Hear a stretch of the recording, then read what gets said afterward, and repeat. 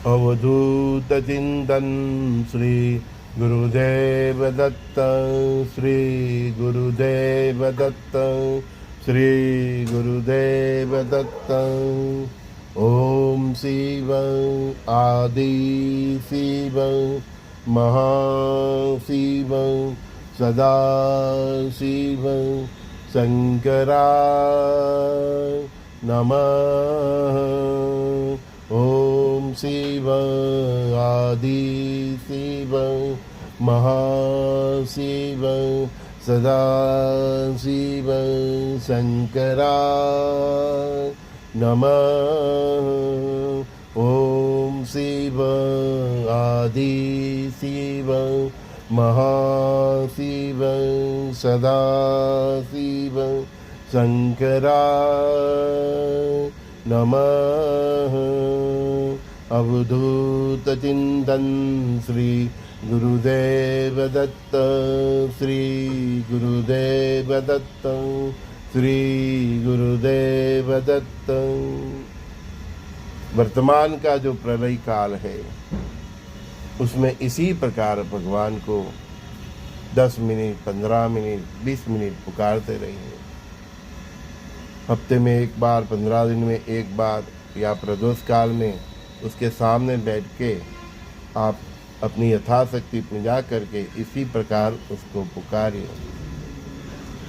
आपके जीवन के सभी प्रकार के कष्ट दूर होंगे और प्लान बी के हेतु जो अभी का जो समय चल रहा है उसमें आपको एक रक्षा कवच भी श्री महादेव का प्राप्त होगा, क्योंकि पूरा जो प्रलय है महादेव के रुद्रावतार है, भगवान विष्णु और महादेव की लीला है। इसीलिए मैं हर बार बताता हूँ कल की रुद्र भगवान बहुत भयंकर महाकाल है का ये कालखंड है, महातांडव है।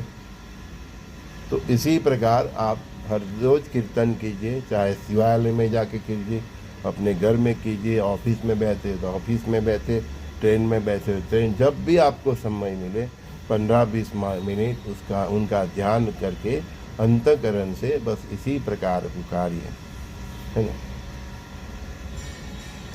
इंसान सुख और दुख की गंती में पिस रहा है। सुख तो आभासी है, वो तुरंत चला जाता है। जैसे किसी ने आपको आम रस दिया, आपने एक वाटकी आम रस खा लिया, बस जब तक स्वाद है तब तक वो सुख है आम रस का। फिर इधर से अंदर चला गया, सब नरक के द्वार ही है। बस सुख इतना ही है, पर दुख का आभास जीवन भर रहता है, कुछ कालखंड रहता है। तो मनुष्य इसी प्रकार सुख के आभासी समय और दुख के आभासी समय में पिसता रहता है। दुख भी आभासी है। दुख आपको मन को अनुभव होता है, आपकी इंद्रियों को अनुभव होता है। आप जीवात्मा अभी तक हो तो आपके जीव को अनुभव होता है, लेकिन जब आपकी यात्रा ही जीव के शिव की तरफ चली जाती है, आप आत्ममय हो जाते हैं, आत्मा के साथ जीते हैं, तो दुख के पल भी कब निकल जाते हैं वो मालूम ही नहीं पड़ते। अतः सुख और दुख दोनों आभासी हैं। वो भगवान के कर्मों में उसने खिला ठोक दिया, फिर भी उनको एहसास नहीं हुआ। क्यों? क्योंकि सब वो सुख और दुख दोनों से पर हो गए। तो हमें इसी प्रकार सुख और दुख से पर होना है। सुख को बांटते रहोगे तो सुख के पर हो जाओगे, दूसरे के दुख दर्द दूर करते रहोगे तो दुख से पर हो जाओगे। सुख में छलक जाना नहीं, बहक जाना नहीं, और दुख में रोना नहीं, यही तो स्थिति प्रज्ञ की अवस्था है। यही तो भक्ति की उत्तम अवस्था है कि इंसान सुख और दुख के अनुभव से पर हो जाता है।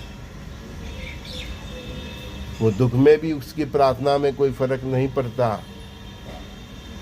जो दुख में प्रार्थना करता है वो सुख की अवस्था में भी उसकी प्रार्थना यही रहती है। नित्य उसका भजन कीर्तन भी एक ही रहता है, न कम होता है कम होता है। कई लोग बोलते हैं न कि गुरुदेव ऐसी अवस्था है कि माला भी नहीं होती। यही तो परीक्षा है कि तुम दुख में भी किस प्रकार उसका भजन करते हो। जो परमात्मा से जुड़ जाता है वो चाहे कितनी भी उसकी दुखमय अवस्था हो, उसका भजन और कीर्तन कम नहीं होता। और फिर परमात्मा की कृपा से सुख के बादल बरसने लगे, तब भी वो सुख में, धन धान्य समृद्धि और के ऐश्वर्य में भी वो बहक नहीं जाता है, वो गलत रास्ते पे नहीं चल जाता है।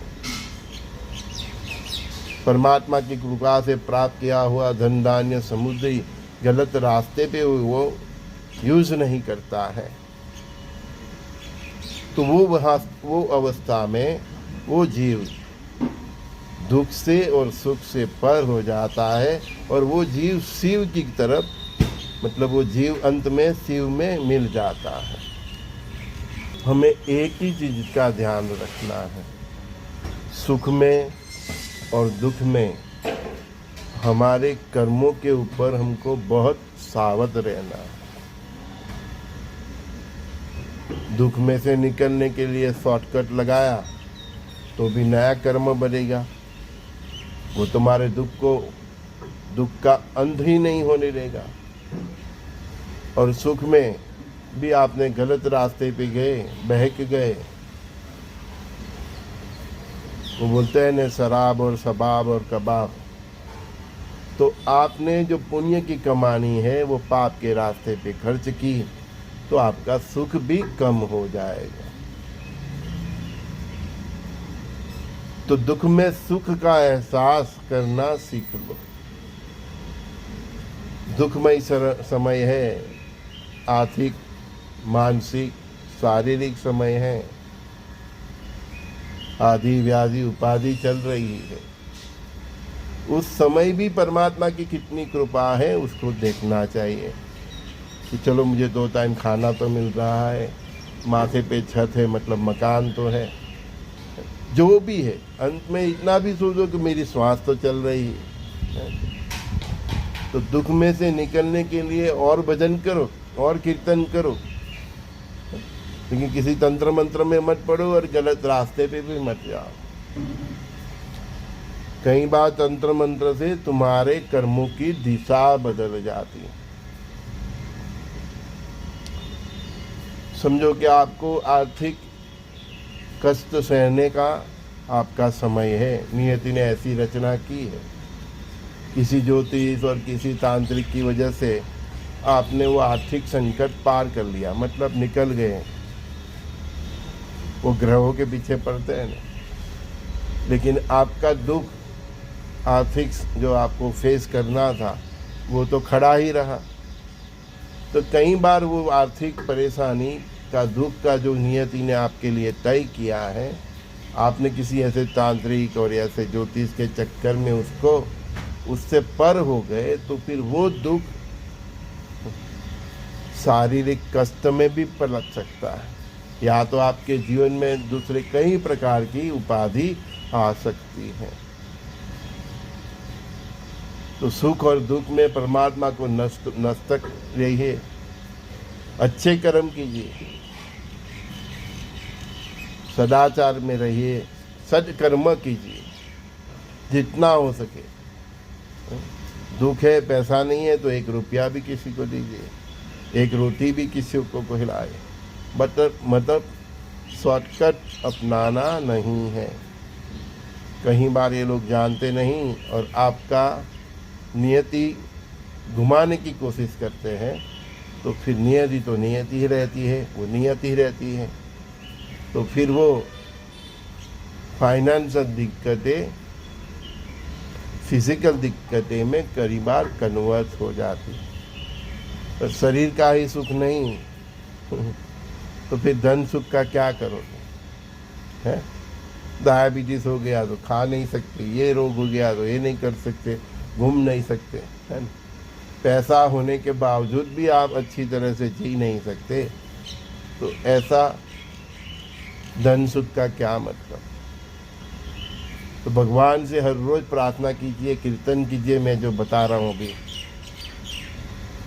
और मांगिए तो धन धान्य समुद्री आरोग्य के साथ आयुष्य मांगिए, लेकिन उनको ये भी बोलना कि मुझे अपार भक्ति भी दे। कि परमात्मा अगर भक्ति नहीं देना है तो धन धान्य समुद्री आरोग्य आयुष्य मत देना, क्योंकि तुमने भक्ति नहीं दिया तो मैं गलत रास्ते पे चला जाऊंगा, ये धन धान्य समुद्री आरोग्य आयुष्य का गलत उपयोग करूंगा। तो परमात्मा से भक्ति मांग के अपना सुरक्षा कवच भी मांग लेना, ठीक है। प्रातःकाल के सत्संग में संजय दस्ती का सभी दोस्तों को प्रणाम। श्री गुरुदेव दत्त कृष्णम वंदे जगतगुरु।